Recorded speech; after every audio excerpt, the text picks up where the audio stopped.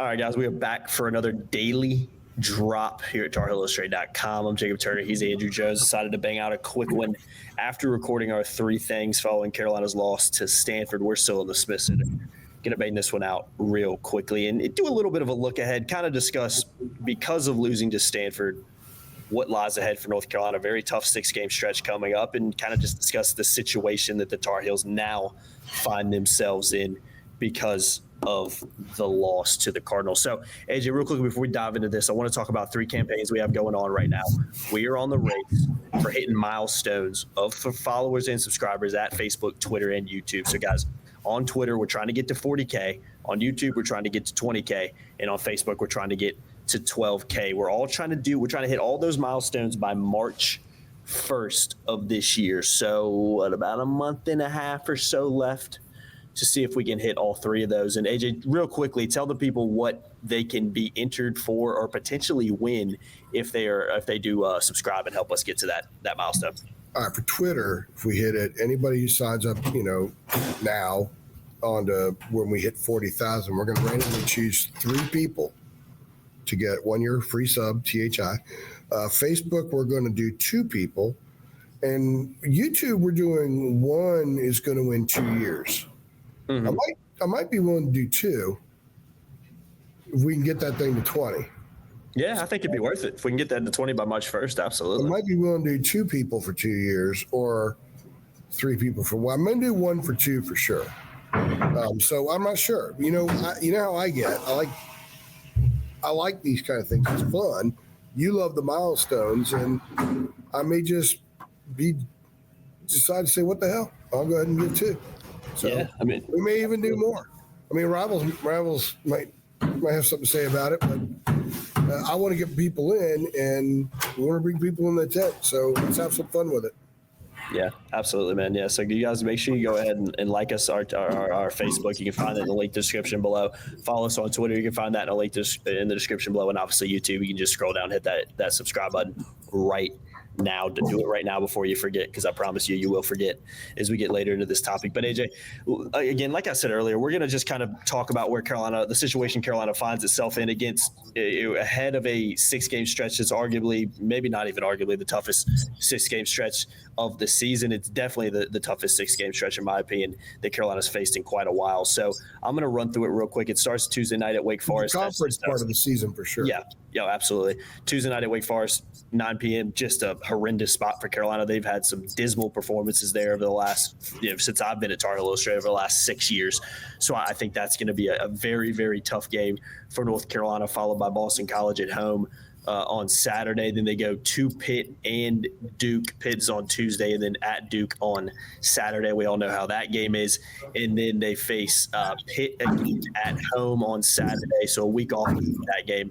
And then Clemson on the road the following Monday. So a quick turnaround between Pittsburgh and Clemson after a week off following the Duke game. So, AJ, that's an extremely tough 6-game stretch for North Carolina. And because of the loss to Stanford, I know you said it off camera. It's like, we don't want to say Wake Forest is the must-win game, but it's about as close to a must-win game as you can get, because at the end of this 6-game stretch, AJ, I think Carolina's going to be in a position where they are either on the right side of this bubble talk, or the bubble talk's just completely gone and it's not happening kind of situation. So, man, it doesn't get any easier for North Carolina. And because you lose to Stanford at home, a game you should win, you put yourself in an even tougher position coming up against some really good opponents, man. Yeah, really the conversation before today was, hey, their only losses are to fantastic teams, quad 1 teams. Louisville on the road, they're surging. And then you think about it, you got Auburn, Alabama, Michigan State, Kansas. Those are really good teams they had lost to. Florida. Now you throw in Stanford, and it changes the narrative about Carolina. They now have shown that they can lose to teams like this, which is what kept Alabama out of the college football playoff, because they lost to Vanderbilt and Oklahoma. It shows they could play down to that level. They cannot afford this anymore. And what they've got in the next 6, those 4 road games, Wake is not quad 1 game right now, but it's close. And it could be by the time Carolina shows up Tuesday. Pitt will be a quad 1 game. Panthers have not been playing very well lately, but that'll be a quad one game probably all year. Obviously, Duke and Clemson will be quad one games all year. So they have 4 quad one games coming up next 6 games. After that, the only other potential quad one opportunities would be at Florida State and home against Duke. So they have got to do some work in the next few weeks if they're not going to sweat this thing out. And this program has been sweating out a lot of late February's, early Marches lately, which is not where it's supposed to be. It's just not. Last year was actually atypical since 2019. Last year was the only year since 2019 in which they were locked to make it going into February, in mid-February. So this team can make us look back at the Stanford game today and say, well, that was just one of those mid-January, Saturday games that teams have. Sometimes they just lose a game they shouldn't lose. It's going to happen around the country. I'm sure other games have happened like that today. Okay. However, we could also look back and say, you know what? Their name's not good. State's not good. Cal's not good. They were just beating some bad teams. SMU wasn't really ready to come in here yet. Didn't play well. Whatever. And Carolina still had a huge lead and let a lot of that slip away. So these next 6, and they got BC in there. And of course, I mean, they won't lose to BC at home unless they are really awful. And Pitt at home in there, and they should beat Pitt at home. But Pitt's a tough team for this club to guard. They're going to present challenges. I mean, they could lose 5 of those games. I'm not saying that they will. This is a stretch, man. This is it. This stretch right here will tell us who they are. It will show us where they've truly grown and where they have not really grown. And I think it will determine how we view the remainder of the season once they come out of it. If they go 3-3, I think that would be fantastic because that means they would win one of these road games. Yeah. Put them at 15-10. And they could work their way from there. And they 4-2, that means they win 2 of these road games, they're going to be in really good shape. If they go 2-4 and they win the 2 home games, lose the 4 road, you could talk about quad one losses all you want and say, hey, we played those people, but when you've got the Stanford loss on the resume, it's hard to have that discussion. So they're in a bad spot right now, and they put themselves in a bad spot. Maybe this is where they need to be because maybe this is who they are, Jacob. Yeah, I mean, I think if you're looking at it from a neutral perspective, I think I lean more towards it being that is who they are. I mean, it's, again, what you talked about, we're 19 games into the season. We've seen some good performances at times, few and far between, I think it's safe to say. We've also seen some games in which Carolina's look really bad. And we've also seen some games kind of like Stanford where Carolina's there and they should win the game and they can't find a way to do that. And because of all the things I just said, because of those 7 losses, Carolina's put themselves in this position where we have to almost do these drops and kind of look ahead and say, this is a really tough stretch coming up, and it's a stretch Carolina can't afford to go 2-4 and really. I think it obviously depends who you lose to and who you win against, but that doesn't really matter now because of the situation Carolina finds itself in where they just need to win games. And it doesn't matter if the team's good. It doesn't matter if the team's bad.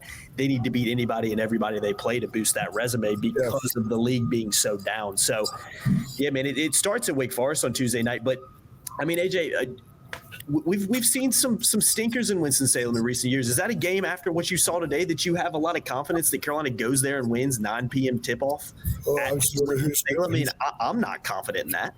Who's going to guard Hunter Salas? No idea. Jalen Blakes goes for 20 on you, and he drives on you and scores. And he scores 10 points in the last 5.5 minutes, and it's a game winner. If he's doing that, what's Hunter Salas going to do?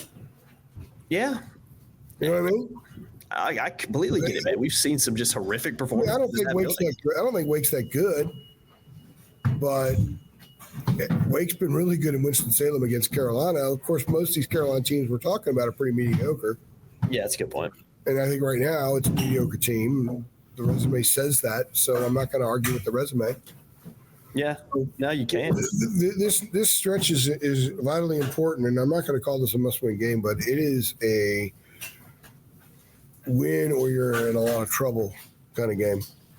Yeah, no, you're absolutely right. I mean, And again, it all comes down to Carolina just kind of putting themselves in the situation. This is not a situation you want to be in where you're kind of just having to hope and pray that you can go on a kind of a bit of a streak and get some good wins on the road. You don't want to have to be kind of over reliant on that. Obviously, it's Carolina. There's an expectation that they win every game, but yeah, it's just Carolina cannot afford to lose many more games, and they also don't have a lot of opportunities to pick up good wins.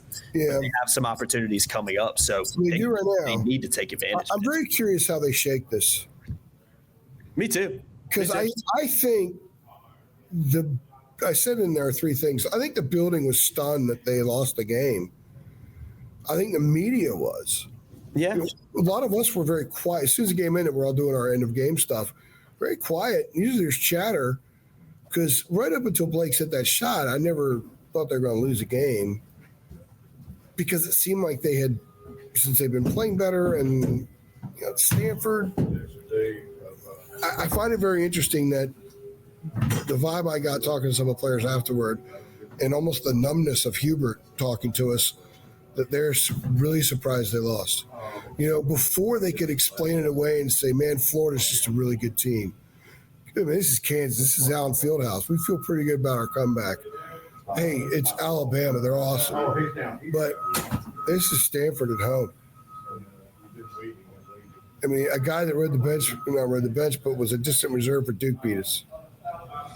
This is pretty sobering. Mm-hmm. So they're going to process it. They'll be right back to work tomorrow because they got 2 days and they go play.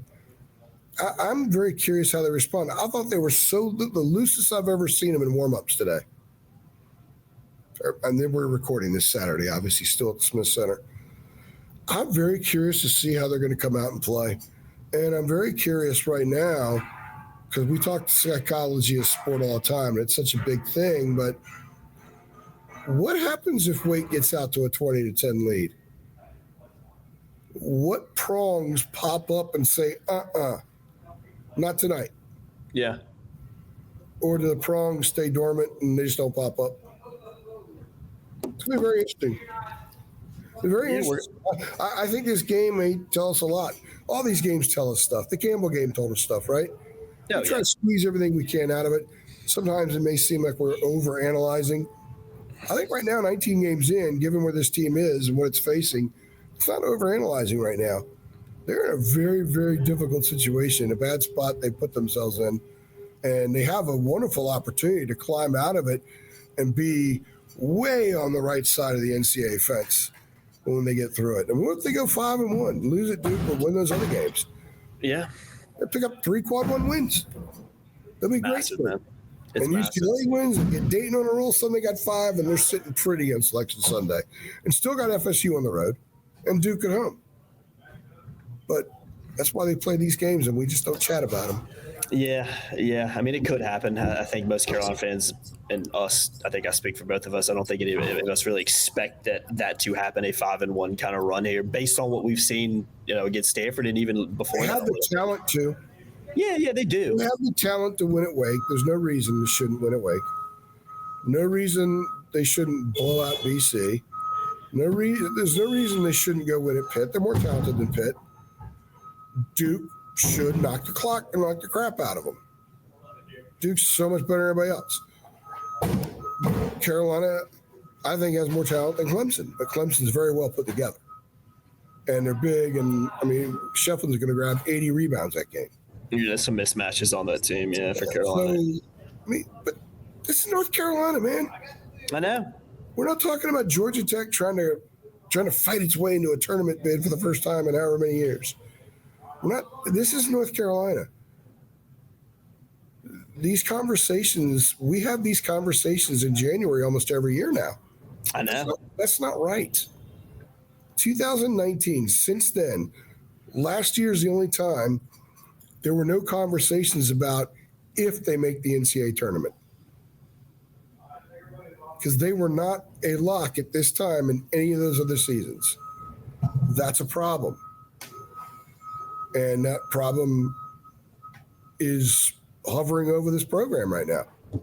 Yeah, you're absolutely right. I mean, this team in the program. You look out there on the floor, and It doesn't always look like Carolina. Carolina always hit that next gear. The Carolina that people think of when they get all warm inside, they think about that next gear and putting the team away. You know? Yeah. We just haven't seen that in years, really. I mean, at times, last year was kind of the one year that stands out since 2019. But besides that, man, yeah, I mean, we have these conversations every season in January, man. And you're right. That's not Carolina basketball. No, the Carolina basketball that made this program fabled would look at a steep mountain and say, yeah, okay, let's go. Yeah. And scale it. The Carolina basketball since 2019, other than last year, they see that thing like, okay, well, let's see how far, how high we can go. Yeah. Yeah. It's different. It's just not what it was. And today, Saturday with Stanford was one of those moments. Didn't get the next gear. Kind of felt like they were never going to lose. Still found a way to lose. The irony of a Duke guy beating him. I know. It's the easiest story in the world if you're a Stanford beat writer. I think I said that on 3 Things. It's just right there in your lap for you, man. But and there was progress made, but we're talking about progress that North Carolina writers covering UNC basketball shouldn't be talking about in January. Yeah, we're talking about baby steps on January 18th. We're talking about baby steps in areas that should have been fine in October. Yeah. Yeah, exactly. And that's the problem overall, because this team just has proved to just be susceptible to games like Stanford and find ways to lose, and also have games in which they just don't look very good. I don't think Stanford was necessarily that. It was just a game in which they weren't able to close it. But they need to look very good more often than not in this next 6-game stretch. If they don't hit that gear a minimum 3 times for about 10 minutes in 5 of these next 6 games, excluding BC, they won't win those games. So go to Pitt, got to hit that gear at least 3 times. 3 minutes, 4 minutes, 4 minutes, whatever it is. 3 minutes, 3 minutes, 4 minutes. That's 10 minutes in the game. Got to hit that gear. Got to do that 10-0 run, 10-2 run. Got to hit that gear. If they don't do it there, they won't win there. They have no chance of doing it at Duke if they don't winning at Duke if they don't do it. Same at Clemson. I think the same at Wake Forest. I think the same at home against Pitt. I do. I completely agree. Anytime this team's on the road, those are the games that I kind of have. This past week, I labeled foot on throat. I did that foot on throat podcast. Remember that drop? And they didn't do foot on throat. They did the other night. Didn't do it today. Now it's the next gear. The next wave of the season, we're going to talk next gear. We're going to talk next gear so much people are going to be disgusted. They're going to get sick and tired of hearing us talk about next gear. That's the gauge moving forward. Because if they hit the next gear, lots of good stuff's happening to get them to that gear. Yeah. Yeah. No, I think that's a good way to leave it, because somehow the Smith Center is the loudest building I've ever been in at 6:50 p.m. in the evening. It's unbelievable. You got guys honking horns over here. You got 50,000 people getting off these I was elevators. in Notre Dame this time a few weeks ago, and even like the security guy left. It's unbelievable. It's just like bombs going off every 4 seconds in the Smith Center. I don't know what's going on in there, but I think it's bleachers slamming. I think the inauguration was moved here, and they're setting up for it. It's crazy, man. It's like, oh my God. Thank God 3 Things was relatively quiet. This one is. They came in here and they set this whole room up while I was doing this. I believe it. I was like, how many? I thought they were emptying trash. I thought someone was going to take this table that I had this on. Yeah, and take your laptop. I was going to have to hold the laptop and do it like this. That'd have been wonderful. As my dad says, save it for the book. That'd have been wonderful, man. Save it for the book. We're lucky to have that yet, honestly. But we'll go ahead and get the heck out of here because we got work to do. I've been Jacob Turner. He's been Andrew Jones. Appreciate you guys watching. Go check out 3 Things from the Stanford game. Make sure you go to Facebook. Make sure you go to Twitter. Links in the description below. Follow us on Twitter. Like on Facebook. And obviously subscribe on the YouTube channel as well. And we'll see you guys next time. Thanks. Thanks.